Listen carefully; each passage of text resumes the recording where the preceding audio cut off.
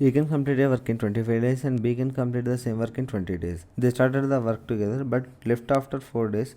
But B left after 4 days and A continued to the work. In how many days will the entire work be completed? ఏ అనే person ఒక work complete చేయడానికి 25 days time పడితే B అనే పర్సన్కి అదే work complete చేయడానికి 20 days time పట్టింది. అప్పుడు టోటల్ వర్క్ ఎంత అవుతుంది? 25 LCM will be the 100 units అనేది టోటల్ వర్క్ అవుతుంది. Efficiency of A will be the 100/25 is equal to 4. Efficiency of B ఏమవుతుంది? 100/20 ఈజ్ ఈక్వల్ టు 5. మనకి A 1 day efficiency 4 units, B 1 day efficiency 5. They started the work together but B left after 4 days అన్నాడు.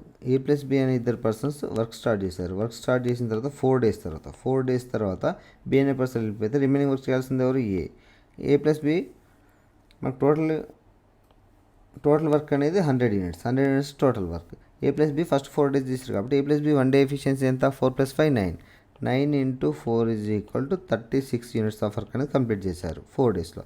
Remaining work ఎంత? 100 - 36 is equal to 64 units. 64 units of వర్క్ను ఏ ఒక్కడే complete చేశాడు. ఎన్ని రోజులలో complete చేశాడు చూద్దాం.